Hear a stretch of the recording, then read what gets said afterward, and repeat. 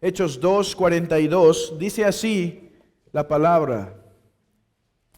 Y perseveraban en la doctrina de los apóstoles, en la comunión unos con otros, en el partimiento del pan y en las oraciones. Nuestra lección del día de hoy es la comunión de los santos, que se expone en el párrafo 27 de nuestra confesión. Párrafo 27 de nuestra confesión, la comunión de los santos. Hermanos, aunque hemos terminado formalmente hablando la doctrina de la iglesia, ¿qué capítulo es la doctrina de la iglesia? Capítulo 26, aunque formalmente lo hemos terminado, sin embargo, en otro sentido, la doctrina de la iglesia no ha terminado. Estaremos viendo en los próximos domingos la adoración de la iglesia, los medios de gracia en la iglesia, el bautismo que se celebra en la iglesia y la Santa Cena que se celebra en la iglesia. Y el día de hoy hablaremos de un elemento más, la comunión de la iglesia local. La última vez hablamos de la comunión entre iglesias locales. Ahora estamos hablando de la comunión entre los miembros de la misma iglesia. Así que en un sentido hemos terminado formalmente la doctrina de la iglesia, en otro sentido es más amplio, aún hay mucho que ver.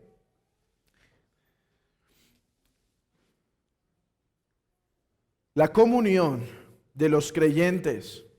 Así que hay dos títulos para esta lección. Uno, la comunión de los santos. Bueno, quizá hay tres títulos. Dos, 15 reglas, 15 deberes de los miembros para mantener una correcta comunión con su iglesia. 15 deberes, hermanos. Es mi deseo exponer 15 deberes que debemos buscar practicar y examinarnos continuamente si lo estamos haciendo. Pero hay otro título que es posible para esta lección. 1, comunión de iglesia. 2, 15 deberes para mantener la comunión. 3, la unión con Cristo y la doctrina de la iglesia. Y creo que este es el título que, aunque quizá es más extraño, es el mejor.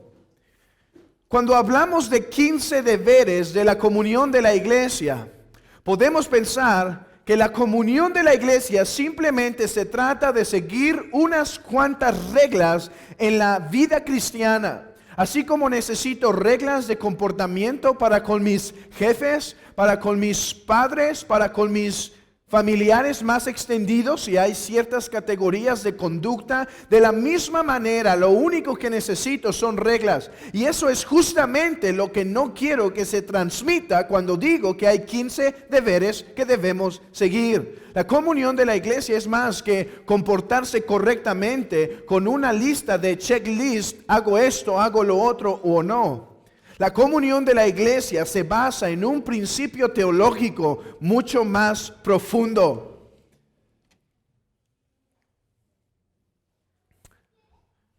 Hermanos, en otras palabras, la razón por la cual estás unido a tu hermano, aquel que ves enfrente de ti, atrás de ti, al lado de ti, la razón por la cual estás unido a tu hermano es más que un vínculo horizontal. Tu vínculo con el hermano que está a tu lado, que es miembro de esta iglesia, tu vínculo con él es más que un parecido horizontal.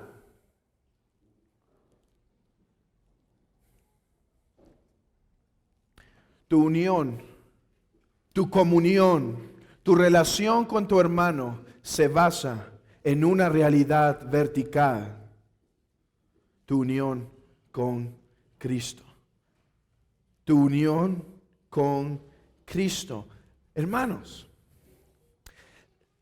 ¿recuerdan todo lo que hemos, creo que es, no todo, pero recuerdan que Los aspectos de la salvación, la regeneración y el llamamiento eficaz, la justificación, la adopción, el arrepentimiento, la glorificación.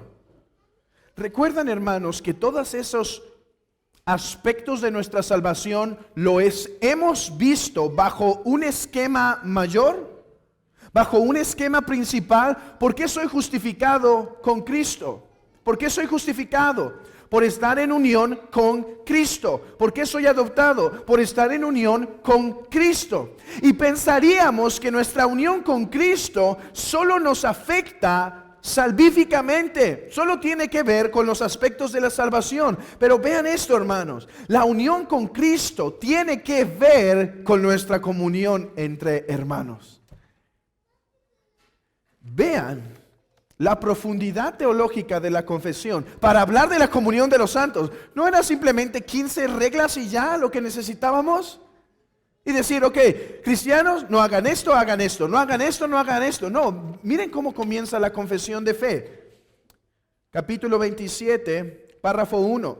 Todos los santos que están unidos a Jesucristo, su cabeza, por su espíritu y por la fe, aunque no por ello vengan a ser una persona con él, participan en sus virtudes, padecimiento, muerte y resurrección y gloria, y están unidos unos a otros, participan mutuamente de sus dones y virtudes, y están obligados al cumplimiento de tales deberes públicos y privados, de manera ordenada que conduzca a su bien mutuo, tanto en el hombre interior como en el exterior.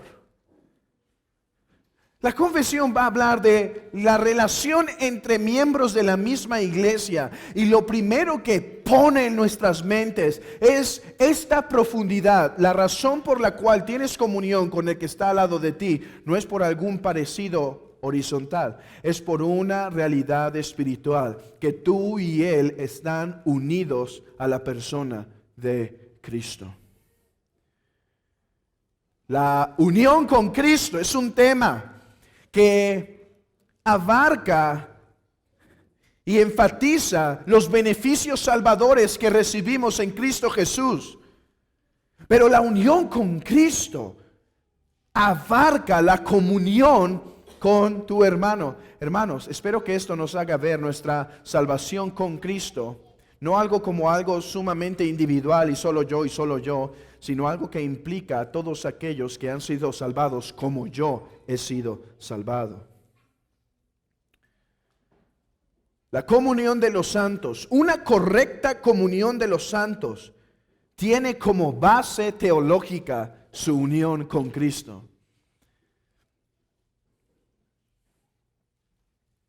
¿Qué es la unión con Cristo? Se ha hablado mucho de esto desde este púlpito.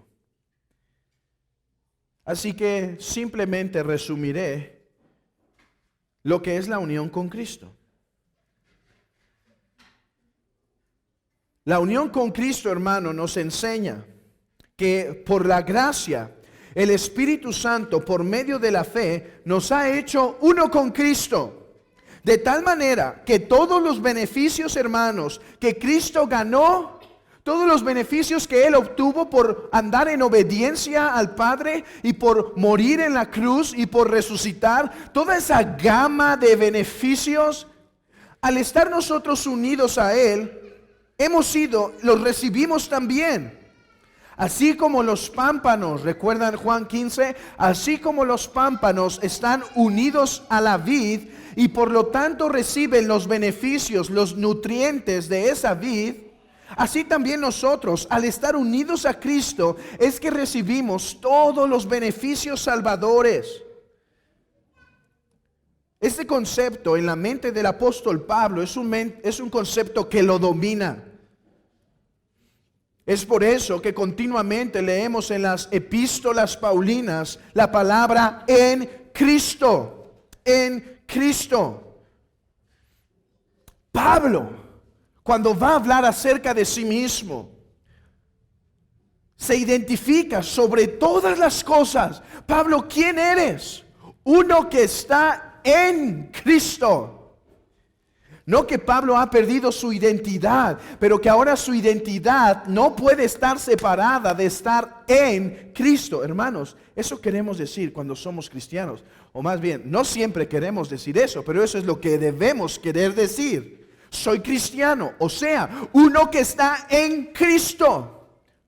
Uno que está unido a Cristo.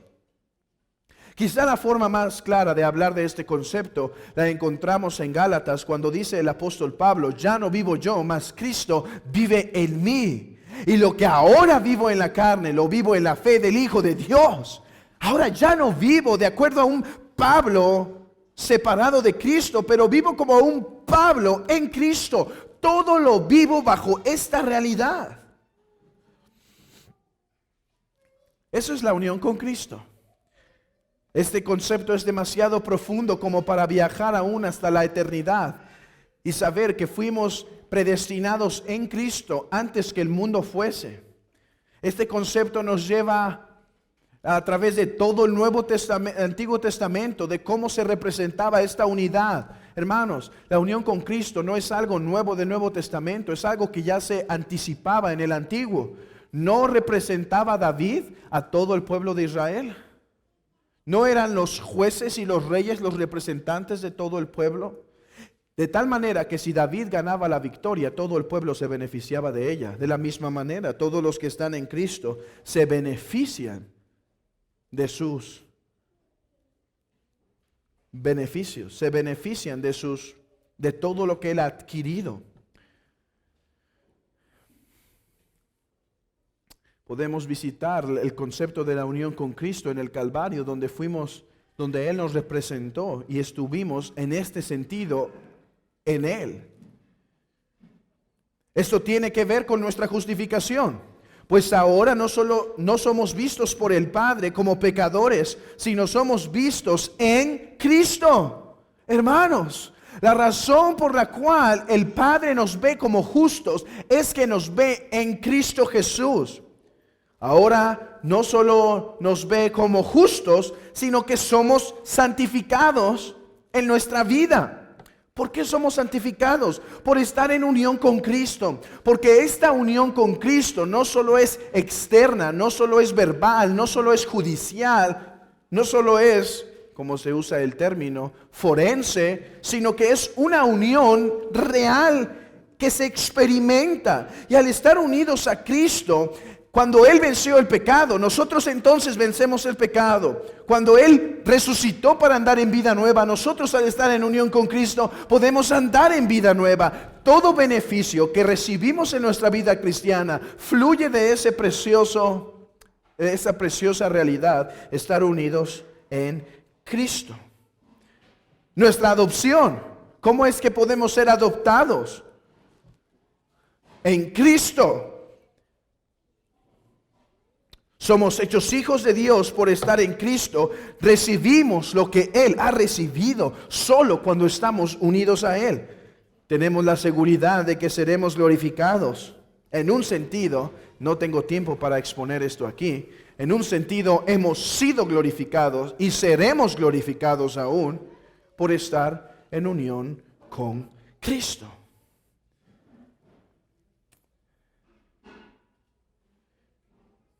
Ahora, esto no quiere decir, como el paréntesis del párrafo 1 del capítulo 27 de la confesión dice, esto no quiere decir que hemos perdido nuestra identidad y ahora somos pequeñas deidades, ¿no? Cristo permanece una persona distinta a nosotros. Somos unidos a Él espiritualmente y por su Santo Espíritu. Y así, hermanos, así tan real como eres justificado, así tan real como eres santificado por estar en unión con Cristo, así tan real, hermano, medita en esto. ¿Has sido justificado? ¿Estás siendo santificado? ¿Es real en tu vida? Si es real, es porque estás en unión con Cristo. Así tan real como eso ha sucedido en tu vida, así tan real, esa verdad de estar en unión con Cristo te pone en compañerismo con otros cristianos. Tan cierto que eres justificado y tan cierto que eres santificado, tan cierto que eres unido a un cuerpo local de creyentes para estar unidos a Él.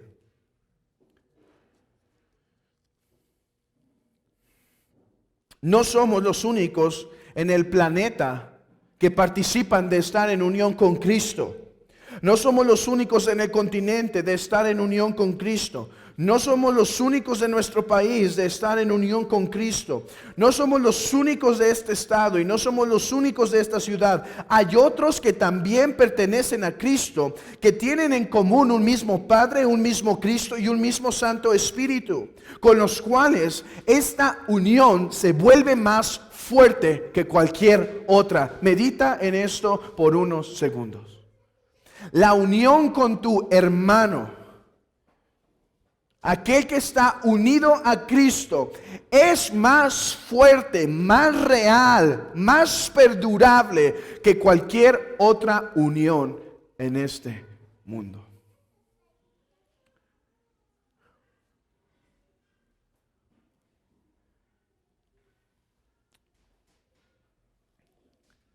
Hermanos, este es un pensamiento importante. Esta es una verdad teológica importante.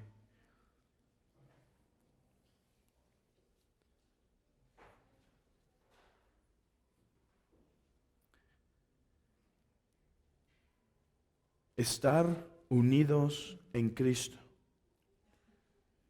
me pone en tan relación con mi hermano, que es uno de los vínculos más fuertes que existen en el mundo. Debería ser uno de los vínculos más fuertes. ¿Me entienden entonces lo que comencé diciendo en esta breve lección? Que nuestra unión con Cristo no es horizontal. Hermano, no tienes unidad con el que está enfrente, al lado, atrás de ti, simplemente porque tienen los mismos gustos. Simplemente porque les gustan los mismos colores, porque les gustan los mismos postres. No tienes unión con Él por eso. No porque disfrutan de los mismos placeres. No porque comparten el mismo trabajo. Ahora, si todo eso está, qué bueno, pero no es la base de tu unión con tu hermano. La base de nuestra unión con los hermanos es que tenemos un mismo benefactor en común. He escuchado, y yo mismo lo digo, que tengo un hermano de sangre, ¿verdad? Decimos, es que tengo un hermano y como los demás no saben a quién me refiero, para enfatizar que no es un hermano espiritual, sino un hermano en la carne, decimos, es un hermano de sangre. Ok, hermanos, está bien esa terminología, pero veamos que nuestra unión con Cristo, nuestra unión con este benefactor que derramó su sangre por nosotros, es lo que nos da unidad con el hermano.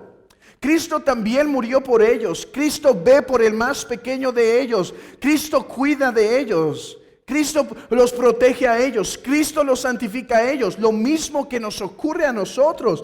¿Cómo es posible entonces que podamos tener más unidad con personas fuera de la fe que con personas dentro de la fe? Con personas que no saben lo que es ser justificados, los que no saben adorar a Cristo, los que no saben adorar al Padre, los que no experimentan la obra del Espíritu Santo, los que no experimentan el amor en la iglesia. ¿Cómo es posible que pueda tener más comunión con aquellos que están fuera de Cristo que con los que están en Cristo?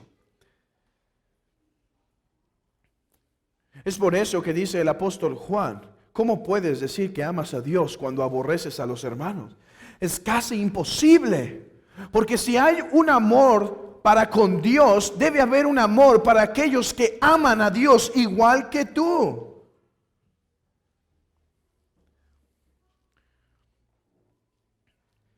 Una demostración continua de la falta de amor para con los hermanos, de la falta de integración para con los hermanos, de la falta de unidad para con los hermanos. puede ser una evidencia de la condición espiritual de los hombres. No puede, es. Hermanos, ¿pueden ver el principio teológico tan profundo para explicar nuestra comunión con los hermanos? ¿No es deleitoso no tener simplemente 10 reglas? Son los libros más famosos, los que más se venden en las librerías cristianas. 10 reglas para esto, 10 reglas para esto. Pero nuestra comunión con hermanos es más que 15 deberes. Vamos a exponer 15 deberes, pero es más que 15 deberes. Nuestra unión con los hermanos es la realidad espiritual de estar en unión con Cristo. Profundo. Hermanos, gracias a Dios que nuestra vida espiritual no se trata de 10 reglas superficiales y ya. Es algo más. ¿Vemos por qué la teología importa?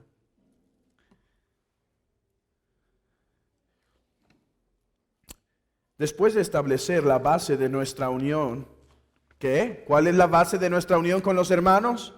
Estar unidos a Cristo. Dice, estamos unidos a sus virtudes, a sus padecimientos, a su muerte, a su resurrección y a su gloria. Y estando unidos unos con otros. En amor,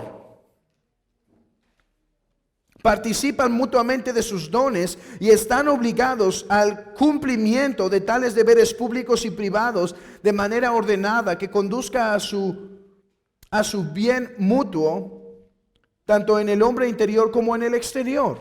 Aquí se expresan los elementos de nuestra unión con otros. Ya hemos visto la base. ¿Cuál es la base? Unión con Cristo. ¿Cuáles son los elementos? Uno es amor. Este es un elemento esencial. ¿En qué consiste nuestra unión con los hermanos? ¿Cuáles son los principios que deben gobernar esta unión? El amor. Es entender que es un privilegio compartir los dones, compartir de los bienes, compartir con otros hermanos para la mutua edificación. Pero no solo es un amor y compartir las cosas beneficiosas, sino también se refieren a obligaciones. Hermano, tienes obligaciones para con tu prójimo, para con los miembros de la iglesia. Hay cosas que el creyente tiene deber de hacer por amor a su iglesia. Algunas son privadas y otras son externas. Por ejemplo, ¿a qué se refiere con esto de privadas y externas? El creyente tiene la obligación de orar en privado por su iglesia. Esta es una obligación privada. Pero el creyente, miembro de esta iglesia, tiene la obligación de ejecutar la disciplina de la iglesia como un cuerpo total. Esta es una obligación externa. Cuando todos como iglesia ejecutamos una disciplina a un hombre no arrepentido, toda la iglesia debe ser consistente en esta práctica. Toda la iglesia debe unirse. Toda la iglesia, los miembros de la iglesia están obligados a unirse en este proceso. Esas son las responsabilidades. No voy a tratar otros ejemplos porque daré en un momento una lista más larga. Además, lo que se debe mantener entre cristianos es la adoración pública, siendo este el evento esencial en la iglesia. Hermanos, ¿quieres crecer en tu unidad con tus otros hermanos? Y si dices no, te digo, arrepiéntete. Pero si en verdad quieres crecer, ¿dónde más experimentarás la unidad con la iglesia que cuando se reúnen a su evento especial, la adoración congregacional? No podemos tener comunión con la iglesia cuando faltamos tanto a las reuniones principales de adoración. ¿Tenemos afecto, hermanos, por aquellas personas de nuestra familia extendida que siempre faltan a los eventos primordiales? ¿Cómo podemos tener unidad con la iglesia cuando no compartimos este momento tan íntimo? La iglesia, cuando se reúne a adorar, participa del Espíritu Santo. Y eso los une en el Espíritu. Párrafo 2. Se establecen Ya se dieron la base de nuestra unión con Cristo, ya se dieron los principios. ¿Cuáles son los principios de nuestra unión? Es el amor, es entender que tenemos privilegios. ¿Cuáles son nuestros privilegios? Gozar de los dones de otros y dar de mis dones a otros. 3, obligaciones. Esos son los 3 principios: amor, derechos, obligaciones entre los creyentes. Ahora, en el párrafo 2 se establece más ampliamente los ejemplos.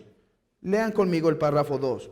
Los santos, por su profesión, están obligados a mantener entre sí un compañerismo y comunión santos en la adoración a Dios y el cumplimiento de los otros servicios espirituales que tiendan a su edificación mutua, así como ayudarse unos a otros en las cosas externas según sus posibilidades y necesidades, según la norma del Evangelio, aunque esta comunión deba ejercerse especialmente en las relaciones en que se encuentra, ya sea en las familias o en las iglesias, debe extenderse según Dios dé la oportunidad a toda la familia de la fe, es decir, a todos los que en todas partes invocan el nombre del Señor Jesús. Sin embargo, su comunión mutua como santos no quita ni infringe el derecho o la propiedad que cada hombre tiene sobre sus bienes y posesiones. ¿Qué tenemos en el párrafo 2? En el párrafo 2, hermanos, se nos explican y se nos dan algunos ejemplos de cómo se refleja nuestra unión con otros hermanos. Participar de la adoración, ayuda entre hermanos, y algunos otros se nos dan.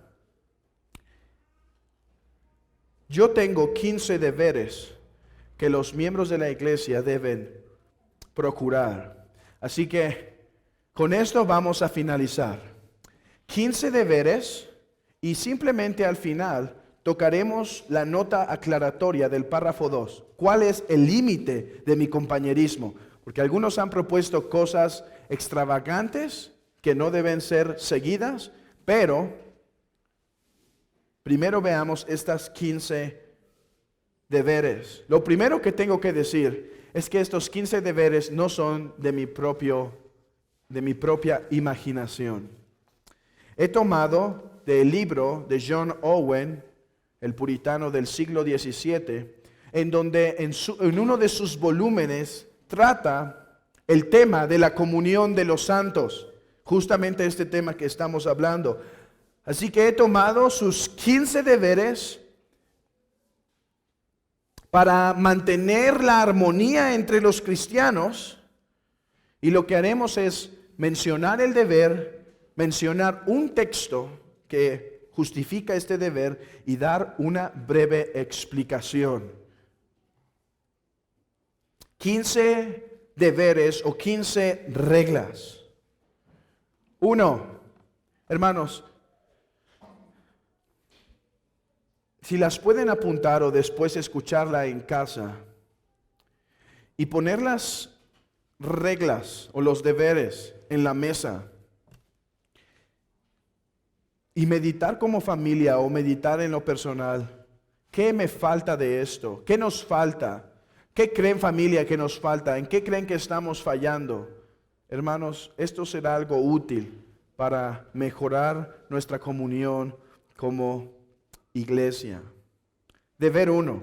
Los creyentes deben tener un afectuoso, sincero, genuino amor en todas las cosas los unos para con los otros.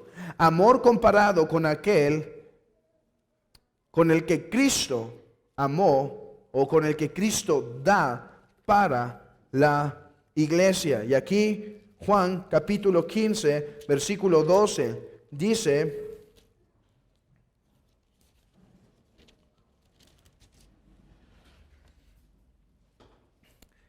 Este es mi mandamiento, que os améis unos a otros como yo os he amado. Este es mi mandamiento, discípulos. Toda verdadera relación, hermanos, debe estar fundada en el amor. Las uniones entre empresarios no son dignos de esta designación de unión, sino que deberían ser llamados simples contratos, porque una unión presupone un vínculo de amor. Así que sobre todas las cosas, el creyente debe amor para con sus hermanos, debe un afectuoso, sincero y genuino. Es nuestra responsabilidad entonces examinar si nuestro amor para con nuestros hermanos es sincero, es afectuoso, es genuino. Si en verdad mis acciones reflejan esto o reflejan más bien frialdad, hipocresía y falta de sinceridad.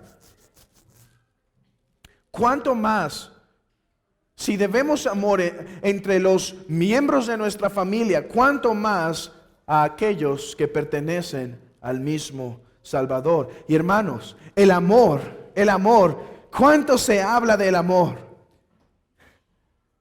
¿Pero qué es el amor? No tenemos todo el tiempo para definirlo, pero sepamos que amor no es emoción. Amor es la decisión de hacer el bien, de no gozarnos de la injusticia, mas gozarnos de la verdad, de no jactarnos, de mirar por el otro, de esperarlo, de creerlo todo. El amor es la decisión de tomar todas estos pasos para con el prójimo, de no pensar mal de él, de no pensar hacerle mal. Es la decisión. El amor no es emoción. Regla o deber número 2. Los creyentes tienen el deber de orar continuamente por la prosperidad de la iglesia para que esté bajo el cuidado de Dios. Hemos hablado esto en las lecciones anteriores, así que solo citaré un texto clave para esto. Orad por la paz de Jerusalén, dice el Salmo 122. Este es un deber, hermanos, que es tanto privado como público. Y yo diría, es congregacional, debemos orar en la iglesia, por la iglesia. Debemos orar por la iglesia en nuestro aposento privado y debemos orar por la iglesia en nuestra familia. Hermanos, ¿tus hijos están viendo tu preocupación continua por tu iglesia cuando pones en la devoción familiar la continua petición de orar por la iglesia? ¿Cuándo fue la última vez que oraste por la iglesia en tu familia? ¿Cuándo fue la última vez que oraste por los líderes, por las disciplinas, por la predicación? 3. Los creyentes deben luchar y esforzarse en cada manera legítima, en acciones y sufrimientos para la pureza de sus ordenanzas, por el honor, libertad y privilegios de la congregación y en el propósito de ayudar a otros cuando enfrentan problemas. Judas capítulo 3 nos enseña: amados, por la gran solicitud que tenía de escribiros acerca de nuestra común salvación. ¿Pueden ver esto? Común salvación. Por eso Juan tiene afecto con ellos, por su común salvación. Por común no quiere decir que se repite muchas veces, quiere decir un vínculo, algo que se comparte. Que ha sido necesario escribirlos exhortándoos que contiendan ardentemente por la fe que ha sido una vez dada a los santos. Somos llamados en las maneras que son legítimas a guardar nuestra iglesia de aquellos que le intenten o quieran hacer daño. En esto hemos conocido el amor, en que Él puso su vida por nosotros. También nosotros debemos poner nuestras vidas por los hermanos. Hermanos, no es un acto de amor no exhortar o no corregir a aquellos que están haciendo daño a la iglesia. Es un acto de desamor. Porque cuando hacemos eso, dejamos a nuestra iglesia vulnerable. Somos llamados a protegerla. Deber 4. Los creyentes tienen el deber de cuidar y preservar la unidad de la iglesia, tanto en lo general como en lo particular. Una de las continuas batallas, hermanos, en la iglesia será la búsqueda de la unidad. Pregunta, ¿estás buscando la unidad de la iglesia? Tú dirás, ¿cómo? ¿Estás reprendiendo a los que quieren traer discordia entre hermanos? ¿Estás reprendiendo a aquellos que dan sigilosas indirectas para producir problema o división entre queridos hermanos? Un cuerpo dividido, hermanos, será incapaz de luchar contra este mundo, será incapaz de luchar para afuera. Por tanto, debemos estar pendientes de guardar la unidad. Pero no solo estar pendientes de que otros no causen división. Hermano, debemos reconocer en primer lugar que como cristianos, al no estar glorificados, todavía Satanás puede usarnos para dividir su iglesia. Así que no solo debemos estar pendientes de los de afuera, sino de nuestra propia boca y examinar la razón por la cual dijimos tal o tal, de tal manera que no traigamos ruptura en el cuerpo. Alguien que causa división es uno que tendrá que enfrentarse hacia su Señor. Hermanos, esto requiere humildad. Esto requiere humildad. Levante la mano el cristiano que ha sido glorificado y excepto él no puede ser usado por Satanás para crear división en la iglesia. De ahí en fuera, no nos espantemos que algún día un hermano nos dice: hermano, lo que dijiste fue divisivo. A veces nos espantamos, ¿no es verdad? ¿Cómo? No, ni que fuera yo el diablo. Bueno, lo que debemos entender es que todavía el diablo puede usar nuestra boca.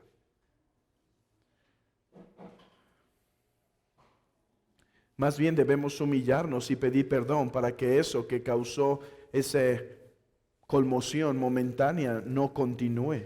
Deber 5. Los creyentes tienen el deber de separarse y guardarse del mundo y de los hombres del mundo en todos sus caminos, de la falsa adoración, de manera que sea evidente que somos gente diferente. Por causa del tiempo no leeremos ya todos los textos, pero puedes meditar aquí en en el Salmo capítulo 1, donde dice que es el hombre bienaventurado el que se aparta de los hombres perversos, o es como el hombre de Proverbios que no sigue la sabiduría y las insinuaciones de este mundo. Hermanos, solemos pensar que nuestra santidad no afecta a nadie más, que es una cosa simplemente para mí, pero cuando John Owen en este tratado establece que debemos guardar la santidad con los hermanos porque eso trae desunión, tiene mucho sentido. ¿Por qué? Cuando uno no anda en luz, ¿qué es lo que hace? ¿Qué es lo primero que hace para saber que uno no anda muy bien? Se va a retirar de la iglesia, se va a alejar de la iglesia, y eso ciertamente trae desunión. Es necesario que como cristianos individuales guardemos la santidad para mantener unidad entre los creyentes. Además, que andar en la carne, lo que dice Gálatas capítulo 6, ¿recuerdan toda esa lista de lo que significa andar en la carne? Discordias, peleas, iras, contiendas, avaricias. De hecho, hermanos, no íbamos a ir a este texto, pero creo que es necesario en Gálatas capítulo 5.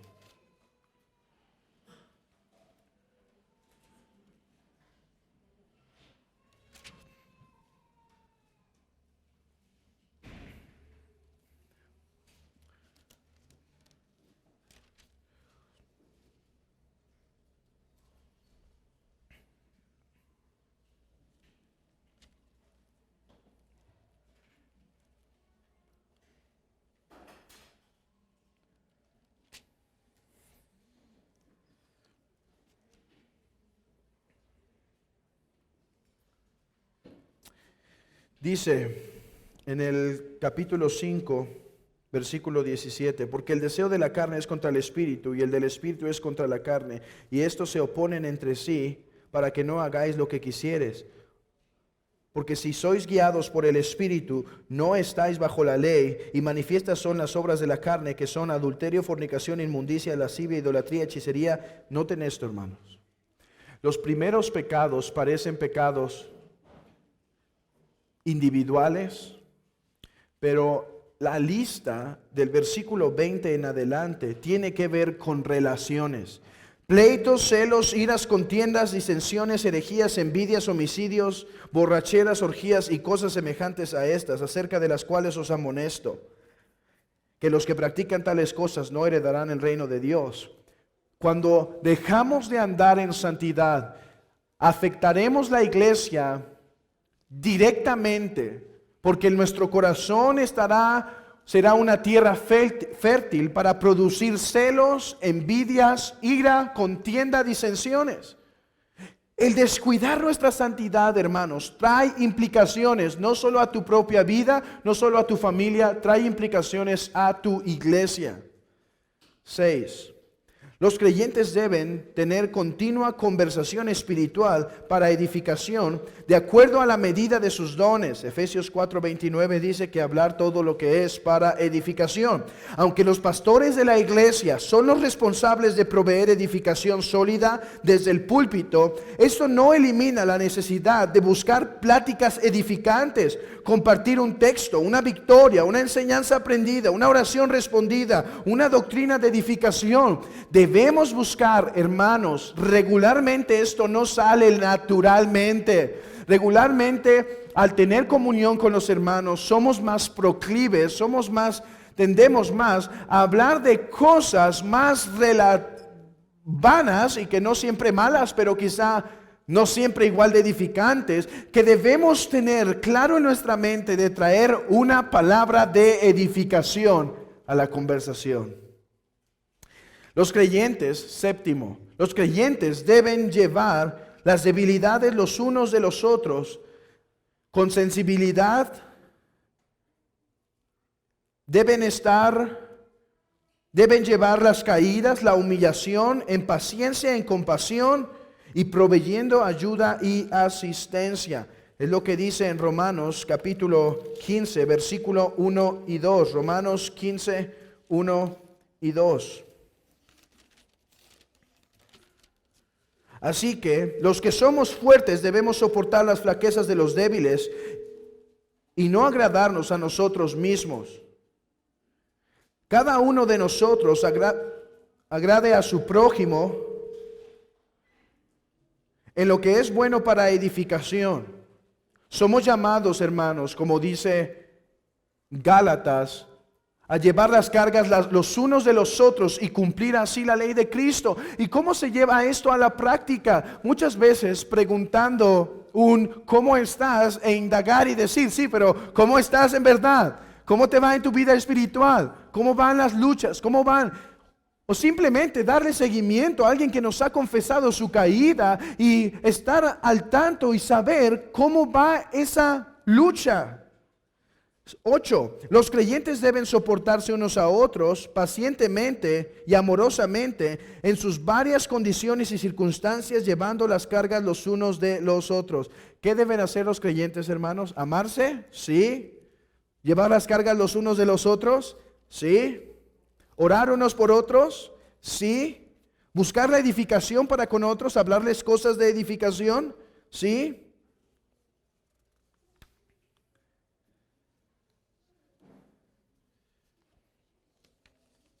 ¿Defenderse unos a otros? ¿Defender la doctrina? Sí. Pero aquí está una frase que nos trae a la realidad. Todo esto suena tan bonito, ¿no? Sí, amor, sí, oración, palabras de edificación. Pero estas reflexiones, estas reglas no son de una ilusión, son de la realidad. Y dice, el deber 8, soportarse unos a otros. Esa no suena tan bonita, pero quizá es una de las más necesarias. Soportarse unos a otros.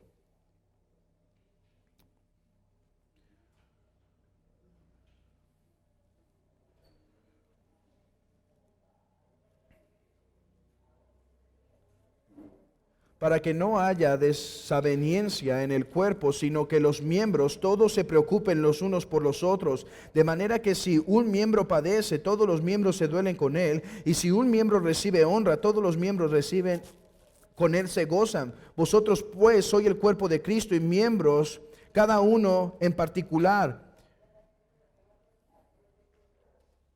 Hermanos, debemos ser dispuestos a ser debemos ser pacientes en las debilidades de otros. Debemos llevar esas debilidades. No todos en el cuerpo de Cristo muchas veces harán lo que creemos es mejor, pero debemos soportarnos. Deber 9. Los creyentes deben voluntariamente contribuir y cooperar para la necesidad de aquellos que son pobres en verdad, de manera que sea suficiente para sus necesidades, faltas y aflicciones. El Señor dijo en Mateo capítulo 26 versículo 11: a los pobres siempre los tendréis. ¿Recuerdan cuando Judas dice: ¿por qué se echó ese perfume? Mejor se hubiera dado a los pobres. Dice: a los pobres siempre los tendréis. Y hermanos, debemos procurar hacer bien a aquellos que en nuestra comunión, en la providencia de Dios, han resultado los más débiles en cuanto a lo material, y soportarles. Dice primera de Juan y dice Santiago, que aquel que dice amar al hermano, y cuando viene el hermano que no tiene vestido y no tiene comida, dice: ve, cúbrete y come, sin darle lo suficiente para el mantenimiento, niega su fe. Es una virtud que debemos practicar, servirnos los unos a los otros, y como hemos dicho, con inteligencia. Dice que aquellos que son verdaderamente pobres, aquellos que se esfuerzan en sus labores y sin embargo sus circunstancias son de pobrezas. 10. Los creyentes deben estar atentos y evitar cuidadosamente a todos los causantes de división. Deben expulsar a los engañadores, falsos maestros, aquellos que esparcen herejía y error, que son contrarias a la palabra de Dios.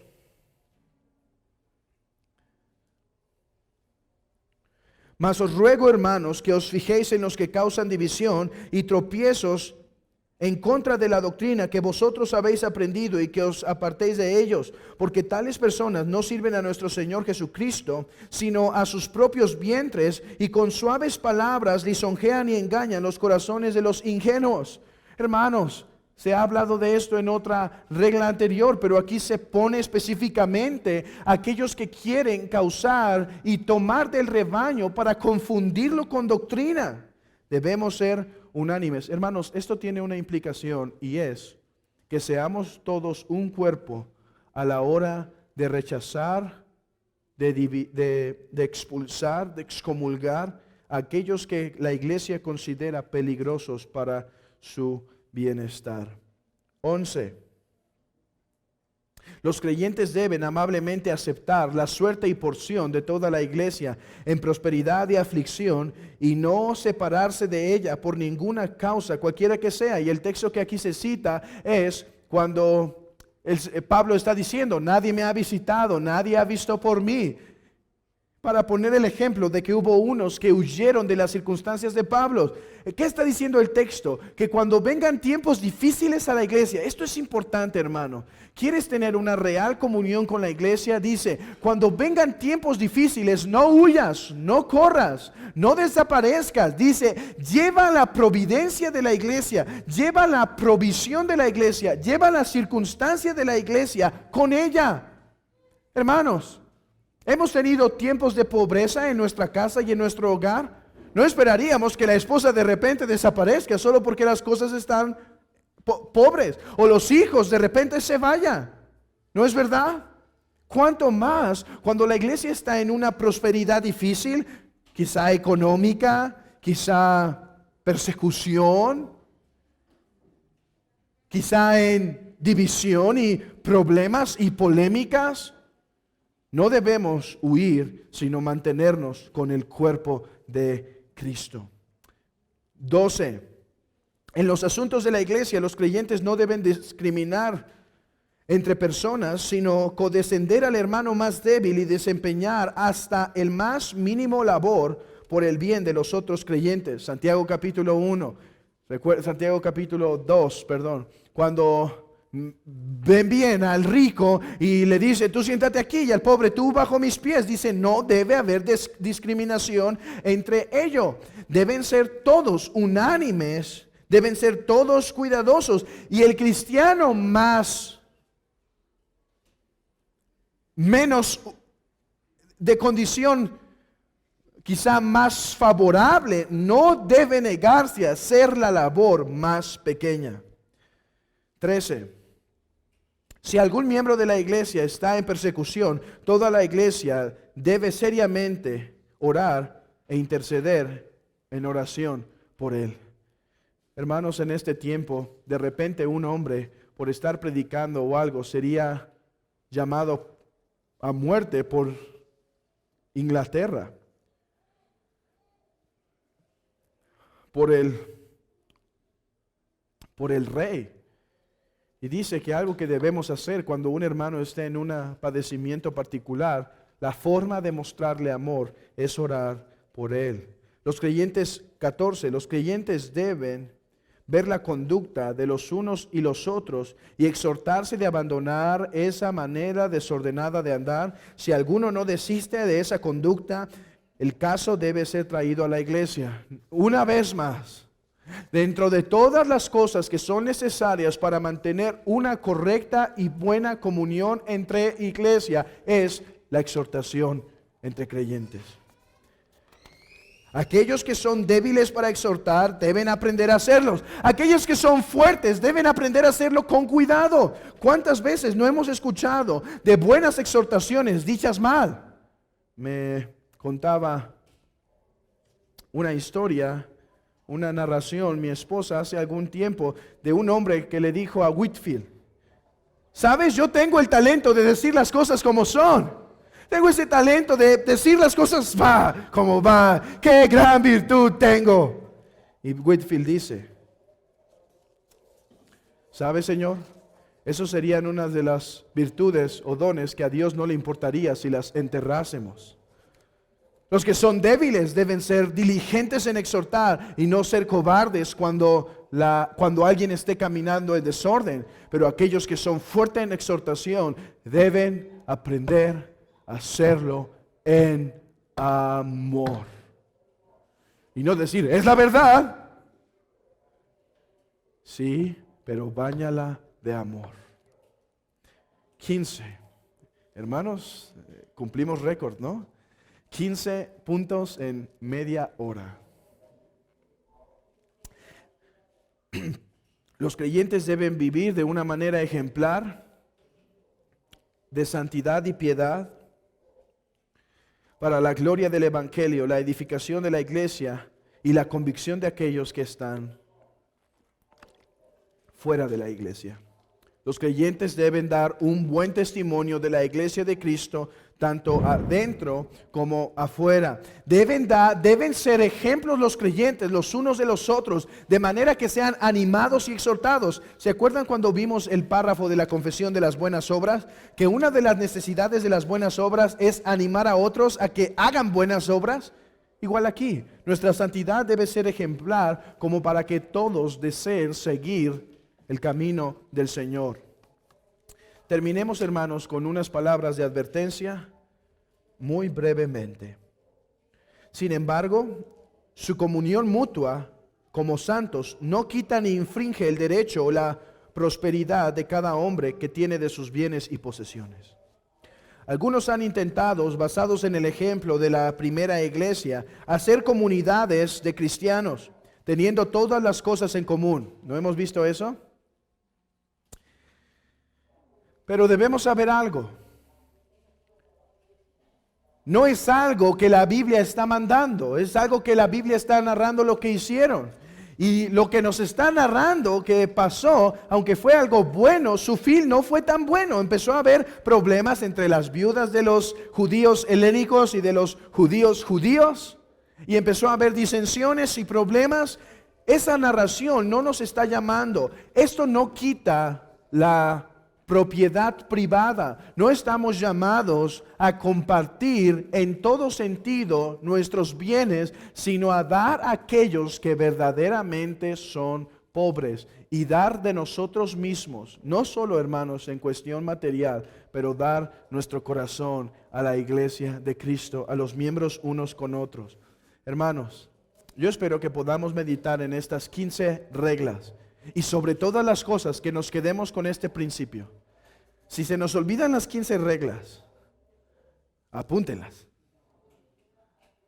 y medítelas. Pero sobre todo espero que algo se haya quedado en nuestro corazón.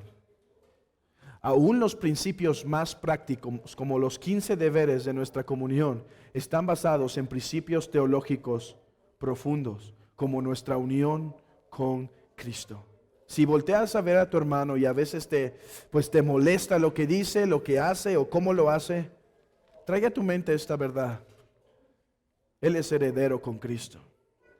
¿Qué es lo que Pedro dice a los hombres para que aprendan a tratar bien a sus esposas? ¿Saben qué dice? Recuerden que ellas son coherederas de la gracia. Coherederas. Así que trátenla como a vaso frágil. Hermano, amémonos unos a otros. Sirvámonos unos a otros. Llevemos las cargas los unos de los otros. Saludémonos los unos a los otros. Protejámonos unos a otros, edifiquémonos unos a otros, exhortémonos unos a otros, alentémonos unos a otros y tengamos esto en mente cuando quizá la emoción no está, pero que esté la decisión de amar al recordar, Él es coheredero con la gracia. Y si es coheredero con la gracia, debe recibir mi afecto. Y si es coheredero de la gracia, debe recibir la exhortación. Y si es coheredero de la gracia, debe recibir este beneficio de mí, esta ayuda de mí, esto de mí, hermanos. Que esto gobierne, que este principio teológico gobierne nuestra comunión entre hermanos, la unión con Cristo.